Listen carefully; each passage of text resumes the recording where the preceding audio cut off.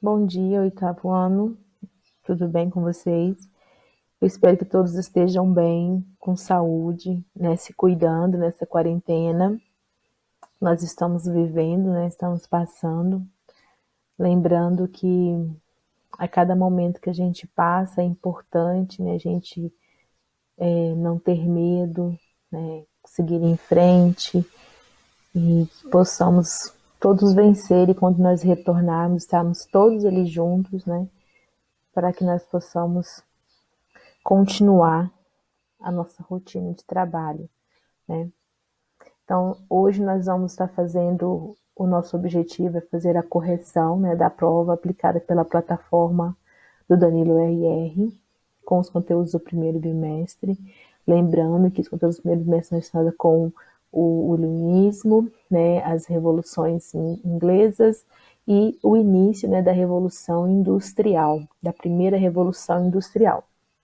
Então, nós vamos estar fazendo a correção da nossa prova, tem 7 questões que vocês fizeram, né, na semana passada, dia 20/5. A primeira questão, né, está falando sobre os tipos de transportes, quais os 2 tipos de transporte que foram fundamentais para a primeira Revolução Industrial, né, foi a que nós vimos em sala de aula. A letra A diz que o transporte era o marítimo, através dos navios a vapor, e o transporte ferroviário, através das locomotivas a vapor. A letra B diz sobre o transporte aéreo, né, aviões e helicópteros, e transporte ferroviário, as locomotivas a vapor. O transporte marítimo, letra C, diz que através dos navios a vapor, e transporte veicular, automóveis e caminhões. Lembrando que a primeira revolução industrial estava praticamente ligada, né, à indústria têxtil, né, à fabricação de tecidos. Letra D, transporte aéreo, aviões e helicópteros, e transporte animais, por bois ou cavalos. Então, a nossa resposta certa é a letra A, né, que na primeira revolução industrial, o transporte, os 2 tipos de transporte que mais, né, foram fundamentais para que houvesse esse avanço foi o marítimo, né, com os navios a vapor, e o ferroviário com as locomotivas a vapor. Eu gosto muito de falar, né, sobre locomotiva, lembrando, né, dos filmes do Harry Potter, que sempre tem, né, aquela viagemzinha, né, da estação até chegar à escola de Harvard, né? Ok? Vamos lá? Questão número 2 fala sobre a condição de vida dos operários, trabalhadores das fábricas na época da Revolução Industrial. E é correto afirmar que, né? Letra A. Tinham apenas férias remuneradas, como direito trabalhistas, podia se organizar livremente em sindicatos, recebiam salários justos que lhe permitiam viver de forma digna. Letra B. Eles não tinham direitos trabalhistas, trabalhavam muito e ganhavam pouco, o ambiente de trabalho apresentava péssimas condições. Letra C. Trabalhavam apenas 5 dias por semana, recebiam vários benefícios trabalhistas, tinham um ambiente de trabalho em boas condições. Letra D. Recebiam salários baixos, enfrentavam duras jornadas de trabalho, não apresentavam problemas de saúde relacionados ao trabalho. Nós sabemos, né, que durante a primeira Revolução Industrial não era bem assim que acontecia, né? Está falando aqui na maioria das questões. Não tinha, né, essa remuneração tão boa, as horas trabalhadas eram 14 horas por dia, né, todos os dias da semana. Então, não havia um ambiente, né, saudável, não havia separação entre adulto, criança e mulheres, né? Então, assim, não tinha uma boa condição. Então, a resposta correta para essa alternativa é a letra B. Eles não tinham direito trabalhistas, eles trabalhavam muito, né, 14 horas por dia e ganhavam muito pouco. O ambiente de trabalho apresentava péssimas condições. Mas se a gente for pensar, né, em uma fábrica movida a vapor, né, vamos lembrar da fumaça, da fuligem, né, e tudo isso faz mal para as vias respiratórias. Então, não tinha uma boa condição de trabalho. Questão número 3 fala sobre um fator que contribuiu decisivamente para o processo de industrialização na Inglaterra do século XVIII, que foi, letra A acumulação de capital resultante da exploração colonial, praticada pela Inglaterra através do comércio, a concorrência tecnológica entre ingleses e americanos que estimulou o desenvolvimento econômico. Letra C, a expulsão das tropas napoleônicas do território inglês, que uniu os interesses nacionais em torno de um esforço de desenvolvimento.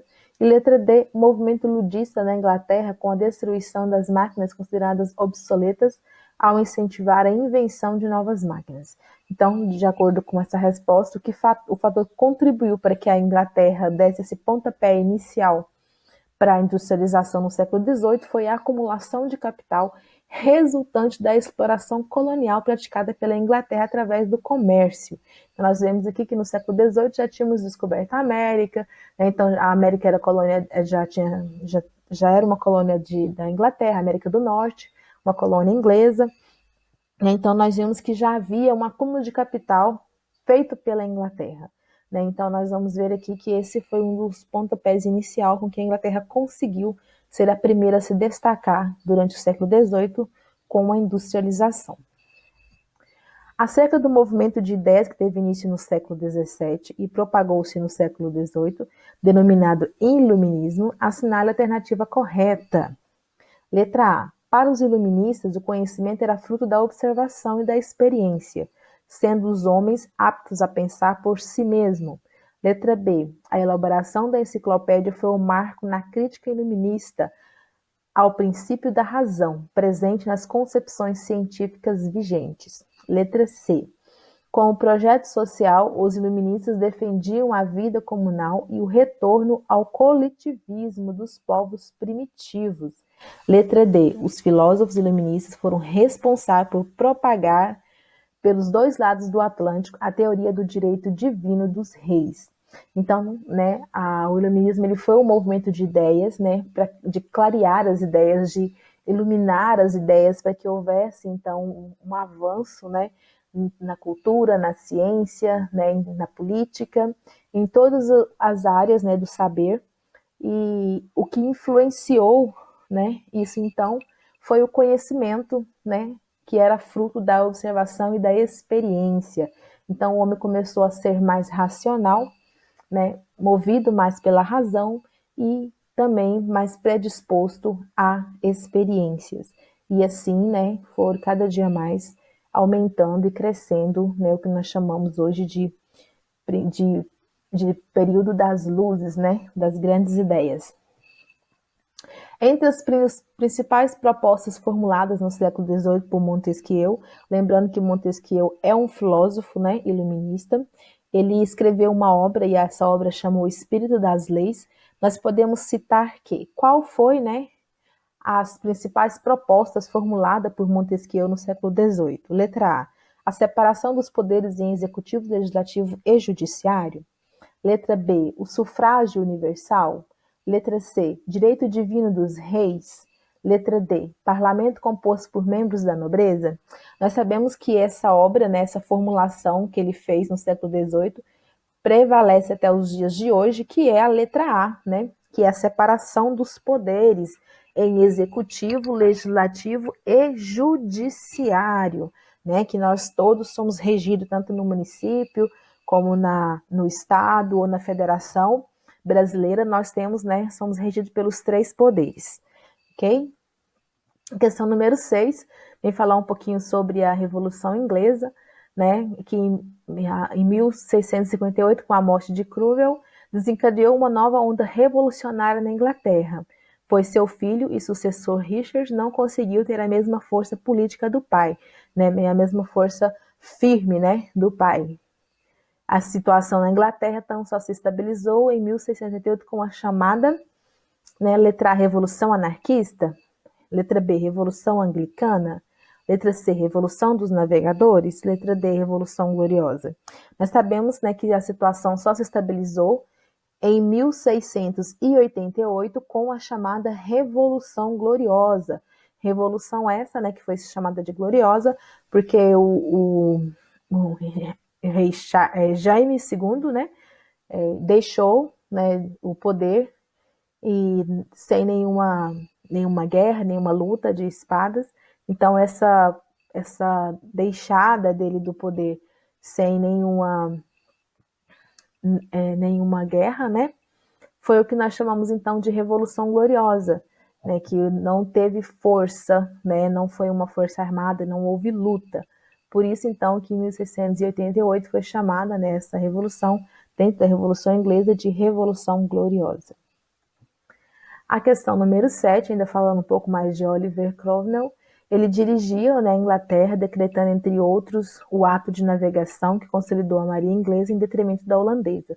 Esse período ficou conhecido como, né, lembrando que a marinha inglesa era uma grande instituição comercial, né, desse período, e eles estavam, então, trabalhando, e os portos holandeses não ficaram totalmente destituídos de descidas de mercadorias, porque a Inglaterra, então, precaviu de que os navios que chegassem, né, naquela região tivessem como primeira opção o porto da Inglaterra, né, e toda mercadoria que importava ou exportava também chegava, né, no porto da Inglaterra. E esse período, nós estamos falando do período em que estava sendo, né, regido por Oliver Cromwell, nós vamos ver então que estava regido por quem? Pela monarquia absolutista, dos reis como Elizabeth I, pela monarquia constitucional, né, formação da Constituição, pela restauração de Sturge, que é a letra C, ou pela República Puritana, né, República Puritana, onde era, né, governada pelos, não governada, mas, né, também com a atuação dos povos, né, ingleses.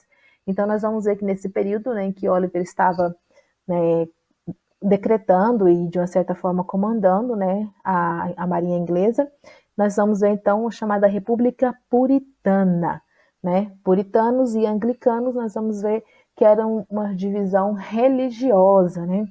Os puritanos, né, o povo, o gentry, os nobres, os pequenos nobres, né, e os anglicanos, a igreja e a grande nobreza, né, da Inglaterra.